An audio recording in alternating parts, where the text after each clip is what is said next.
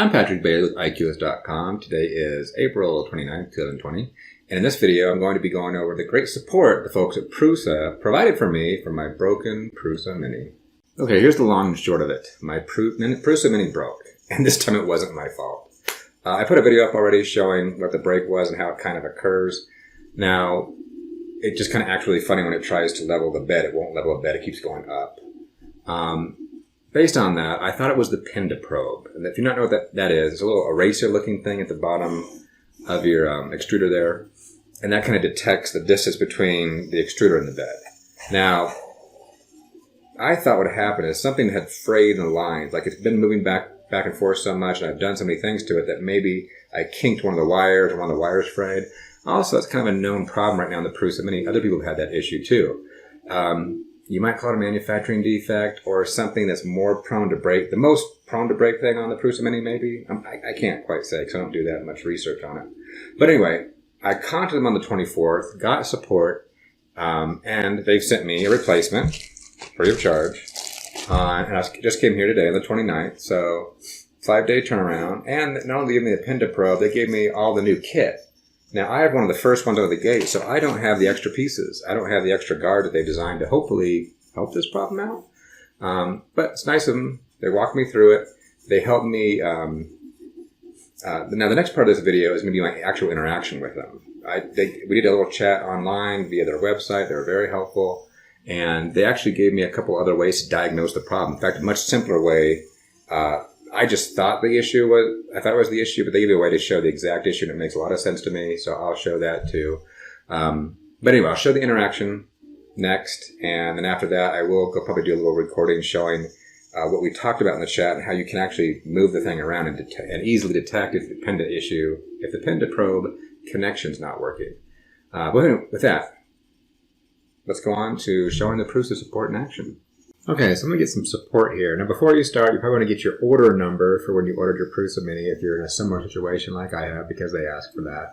So I've already done that. And I've also uploaded a video to YouTube.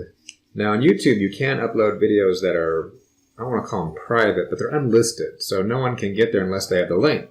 And I think it's a good tool to use in a situation like this. I did a different recording for them, a really short one just showing what the problem was.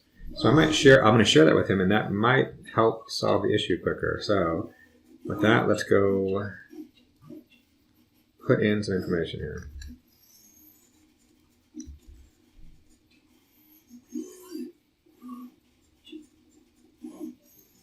So we'll take technical support, and there you go. Choose the Mini, printer type. I guess a kit, yeah. Start the chat.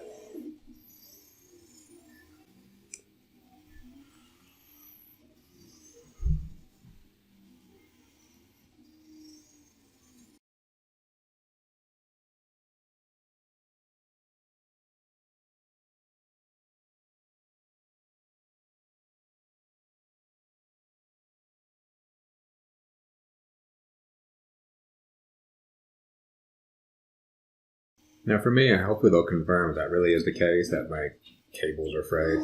And yeah, I could, if that's the case, I could take it apart and solder it back up together and get it going, but I don't want to, you know. So we'll see what they say.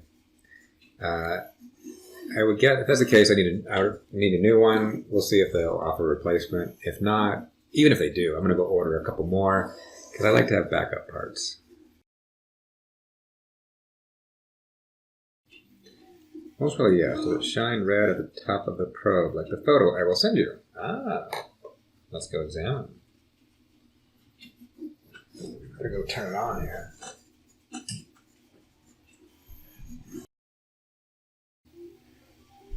I guess I just respond. I turned on and I do see red.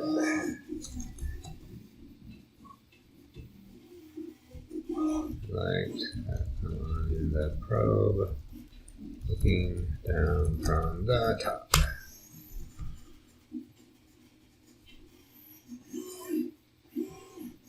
wonder what that means. It means getting power.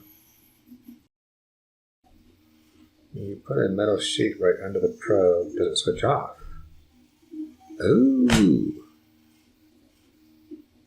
You put a metal sheet right under the probe. That's interesting.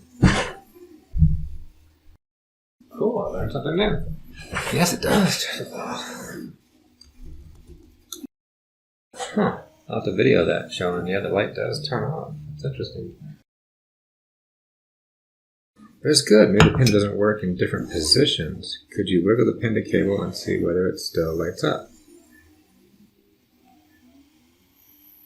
Okay, so it sounds like it might be good, so I wonder why it's freaking out. It doesn't work in different positions. Could you wiggle the pin to cable and see whether it lights?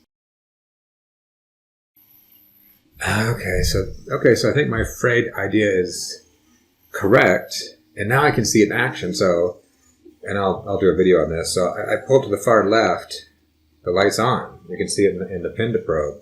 I start to move it to the center, the light goes out, which makes me think that there's a frayed wire where it's fine, but then if you move the cable just enough, or really, I could probably just take and wiggle the cable. In fact, let me try that. Let me go put it on the far left and just wiggle the cable, and I bet you I'll have a problem. I think it's frayed. And that's a nice way. I like that. That's a nice way to see what the problem is. I mean, you know you got a busted problem, but I like the light. The light I'm thinking that's the answer. That it is frayed, and that's a good way to test if it's frayed. Aside from the fact it doesn't work. I'm going to change the probe. Cool, so they're asking, hey, yeah, it's an issue. Need to replace it. Give us our address, and I guess they'll send me a replacement. So, that'd be nice.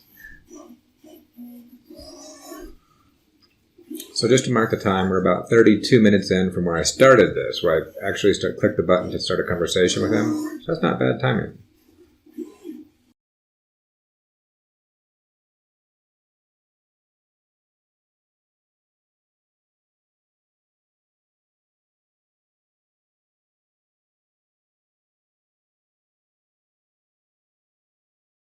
Looks like he is done. I'm saying thank you. I'm going to see what else he needs to send me, like a tracking package or something, a tracking number or something. No, that's it. No, that is it. Thanks very much. Give him a big thumbs up. Thanks for the clear instructions. So, to get my issue understood. Smiley face. Okay.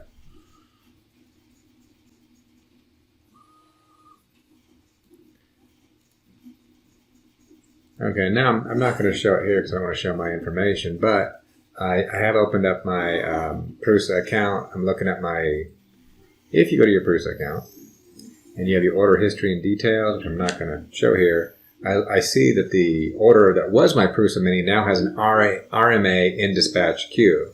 So to me that means I'm good to go. They're going to deliver it. I guess I'll find more information out about whatever. So there you go. Under an hour. I'm coming up on about 50 minutes now, and I think I'm good. So, sweet. Okay, have a nice day. So, no shipping information, but I see it over here, and I imagine they'll send something. So I think I'm good. I'm going to get shipped. No cost to me is what I'm saying. But I am going to go do an order to get a bunch of other stuff because I like having backups just in case. Cool. Okay, so here's the kit they sent me just to show you it again. It's the whole Minda replacement kit, which I guess it's technically a Pinda, but Minda is mini Pinda, I guess. So here's all the parts, and I'll do a video when I start putting this back together. But just to show what they showed in the video, if we look from the top here, you can see that red light. Hold on, That's kind of hard to. If you look at the top of the Pinda probe, oh, got it. you can see there's a red light there. And one of the things they had me do is to move this up and down, and if I get close, you can see the probe light goes off. The other thing they had me do, which kind of confirms that the wires are frayed, is a couple of things. I can just move this wire. I can move it. I can move this, and you'll see it start turning on and off, on and off. So there's a fray in there somewhere. Or I can move it from side to side, and it goes off. So that's what they told me to do, and that's an interesting way to see if your Menda probe is broken or Penda probe. So first, I guess if it's working, the light's going to come on, so that's good. And the next thing is he had them hit that metal plate up and down. You see it go off and on, so that's good. So should it always be on? It should always be on, and unless it's getting next, so it's on, and the metal plate gets near it, goes off. It's detecting the metal plate, and that kind of shows you that. And then if you start moving around, it goes off. You know, just by not because it's touching the metal plate, but just because you're moving. That's just kind of telling you it's something's wrong. There's a fray in there or something. So that was that's a nice way to confirm that there's a real issue.